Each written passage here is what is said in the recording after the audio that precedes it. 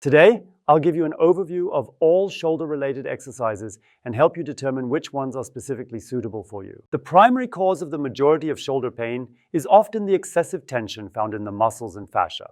And that's why we're now going to look at which exercises can eliminate these excessive tensions in the muscles and fascia. I'm Roland Liebscher Bracht. I will be explaining the exercise, and this is lovely Ina. Hello, and she'll show them to you.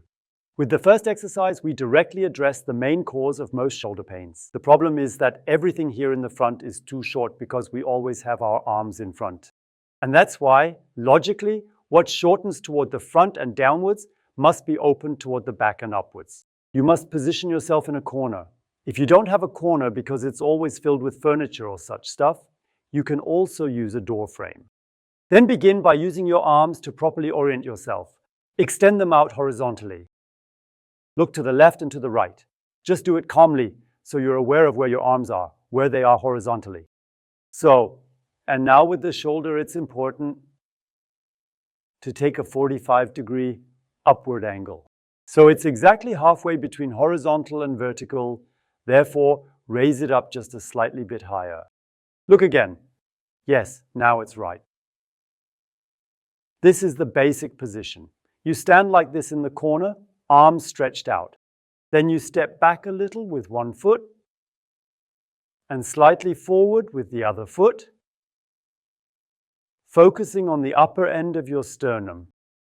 Because many people now step into the corner with their hip, but that doesn't help because then the hip moves in, but there's no stretch happening at the top. We want the stretch up here. So, upper end of the sternum. And now it needs to slowly go further into the corner. The elbows must stay fully extended. When you do that, keep checking. Is the elbow really extended? If you sometimes don't feel it anymore, then ease out of the stretch a bit, go back, and then return to the stretch. If you can't lift your arm that high because your shoulder already hurts here, then you initially start off at that angle and gradually work your way up step by step until you eventually reach the full 45 degrees. And all this makes your shoulder pain-free, more mobile and relaxed.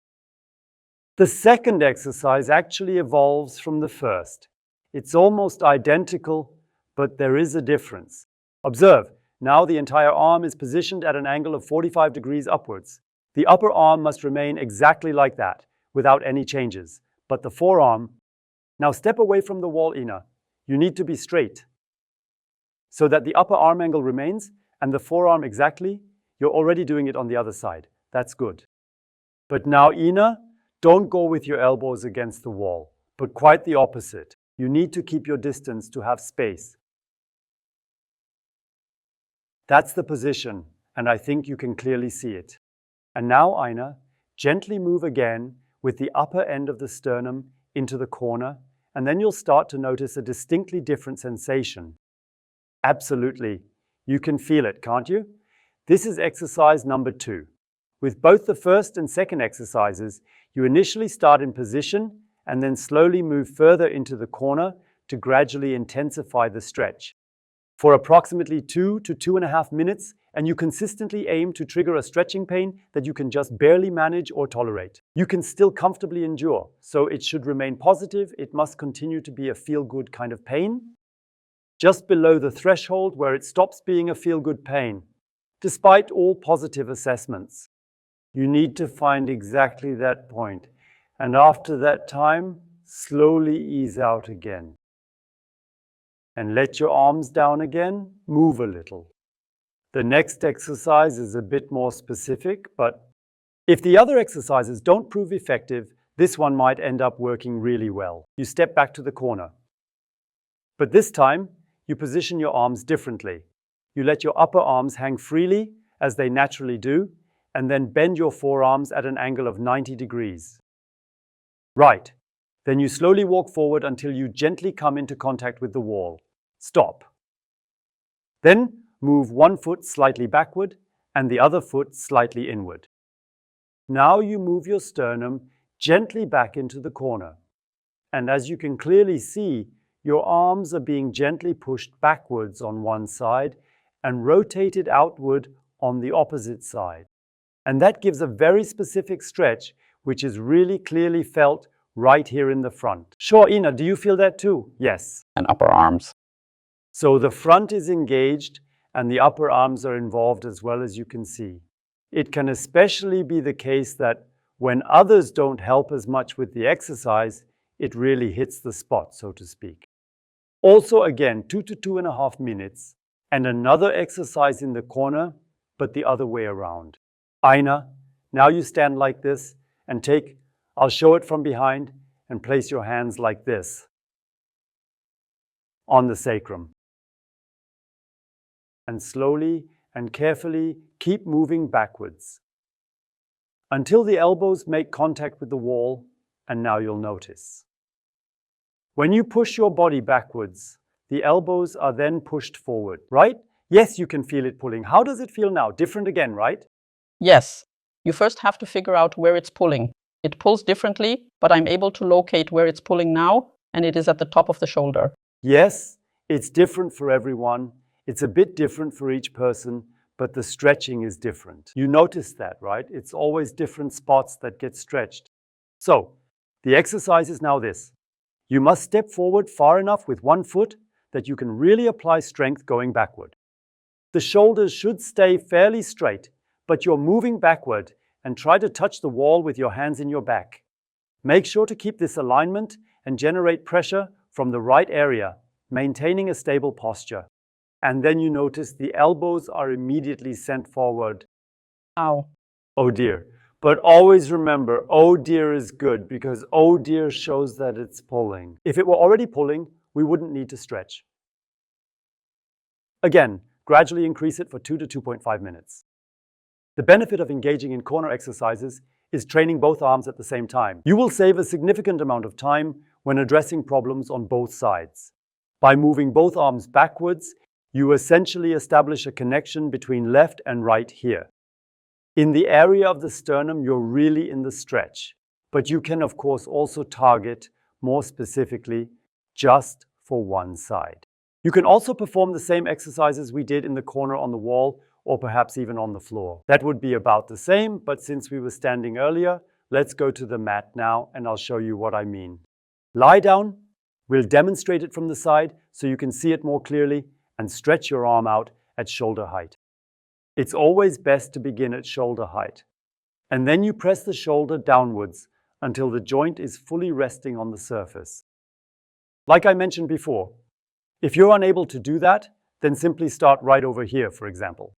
I have hardly ever come across shoulder patients who couldn't achieve it.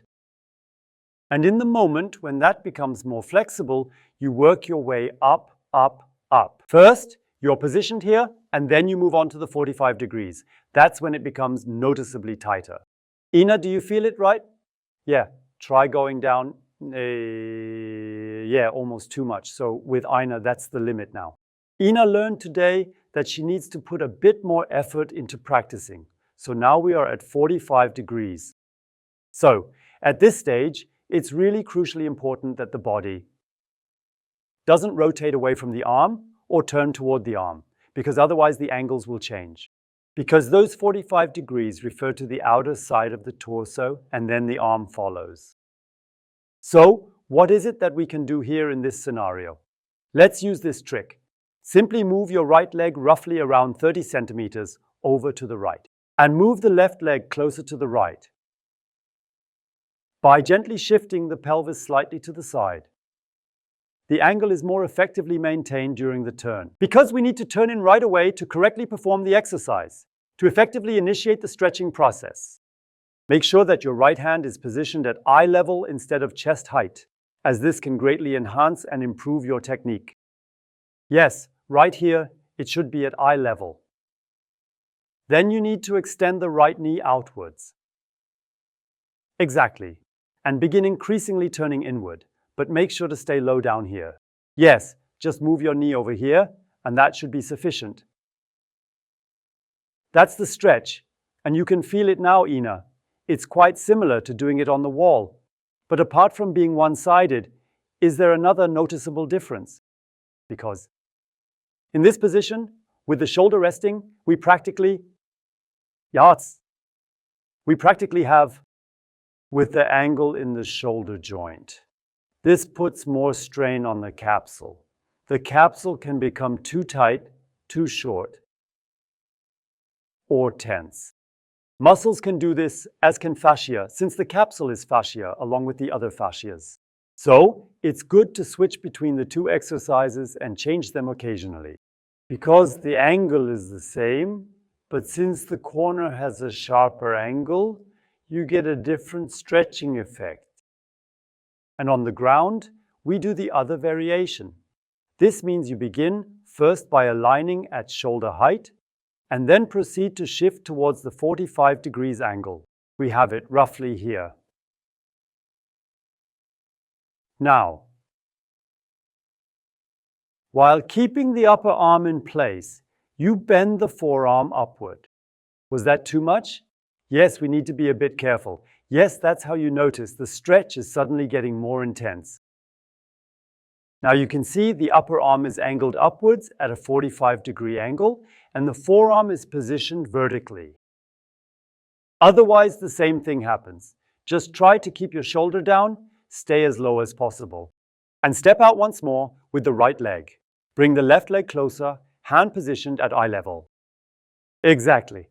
Now you should go into the stretch carefully by moving, but no, really, don't bring the leg over that way.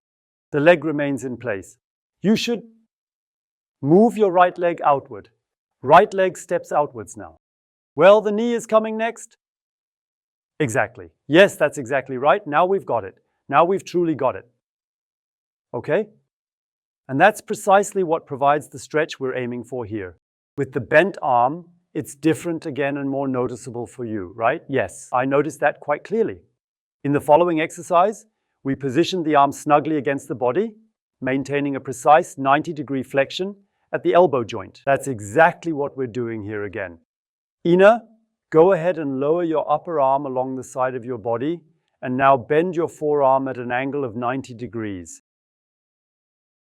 All right, and now it often happens that you're unable to fully bring the elbow down to where it ideally should be. So simply keep it elevated slightly and then still go ahead and twist it inward just as you would normally do. Turning inward would now mean right leg out, left leg out. Yes, exactly. And again. Rotation by positioning the right leg to the side. And at this point, just as you would when you're in the corner, push the arm fully back and rotate the upper arm in an outward direction. By the way, you'll find a handy link situated just below the video, where you can find all our products for all sorts of different stretching routines, and some specifically for shoulder exercises. So take a look at our website. So now comes the last exercise from the corner, which we also do on the floor. Ina, could you please place your right hand behind your back just as we practiced earlier today? Yes, exactly like that. Exactly. So, what's the next step? Now, turn slowly to your right. You see? Sure. Go ahead and take your leg, then turn right. You'll notice, just like earlier, that this ends up making your elbow push slightly forward. And you can trigger the stretch. You just need to continuously press a little higher while in the stretch. You can definitely help yourself with the other hand too. See if you can somehow support it a bit better with the other hand. I do it like this with my left foot. That's wonderful. Yeah. Do you feel the stretch, huh? Yes. Okay. You can do the next exercise without a stretching strap, but I recommend using a stretching strap, or with a towel or with a belt that is knotted accordingly. Bring your arms back, Ina. Rotate them outward. Yes, that's the position we're about to go into. The thing is, depending on how your mat is or what kind of floor you're on, you might slip.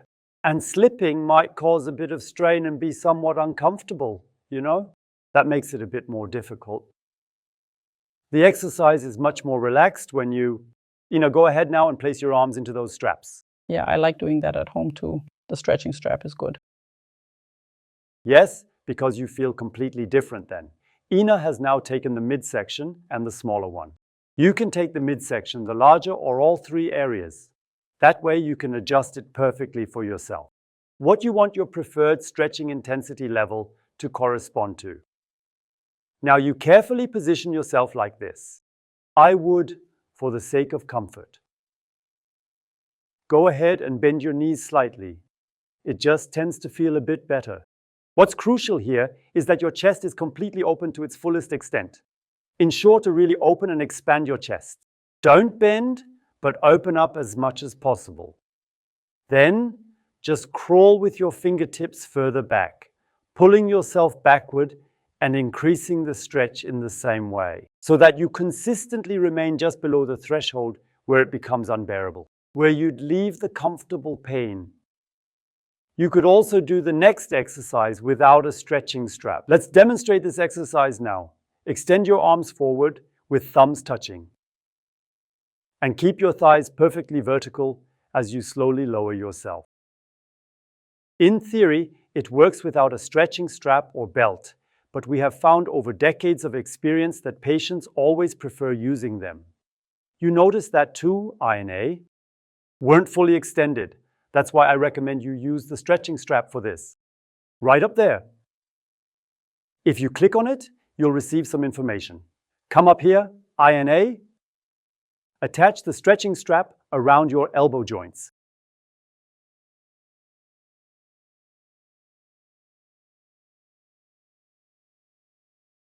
All right, that's right. Now please rotate your palms downward and then pull your hands outward, keeping the movement smooth and controlled. And as you gently pull outward, you'll notice that the elbows will become completely extended. Do you feel that? Yes. Now place it down in front. Yes. And slowly lower yourself. Ina has now taken a very wide grip. In the moment when the shoulder is very short and tight. Is that actually good? But I would actually recommend, especially with Ina, to come back up and move to the center. Yes. Exactly. And then you achieve an almost parallel positioning of the arms, with the thumbs nearly coming into contact with each other. Pull your hands gently outward, ensuring that your elbows remain completely and fully extended. And when stretching, make sure that your thighs are vertical, and when stretching, draw your sternum down towards your knees. Feel it? Because that also pulls from the shoulder joints, and you wonderfully get into the stretch. Here again. Increase to 2 to 2.5 minutes. And now for the last exercise for today, the so-called tricep exercise. You take your right arm and place it on the ground in line with the right side of your body. If that's possible, you can go ahead and proceed. However, if you can't reach the floor yet and your arm is just hanging there, it really doesn't make any sense to do more. Then you should focus on working your way down gradually while practicing, to the point when you finally manage to reach down here. If you're capable of doing that right from the start, then you'll want to go ahead and bend the arm at this point, moving the hand backward while lifting your head and reach underneath it. And you'll essentially be grabbing the right wrist in this manner. Okay? To the right wrist. And now you can use your left hand and head to carefully apply pressure to the forearm, moving it towards the shoulder in this direction, which will optimally trigger and enhance the stretch. Again, increase to 2 to 2.5 minutes and always stay just below the limit where it would be too much. Again, about this limit, the stretch pain must be clearly present. That's why you have to get close to the limit. Move slowly, feel in. That's really your main task, especially if you haven't had much experience with this type of stretching before. To reach and understand your pain threshold, the maximum intensity, that you can still endure well and adjust yourself accordingly. Simply click up here to access and explain a video on shoulder pain. It breaks everything down into details, helping you to be more informed. We'll catch you next time. Goodbye. Bye.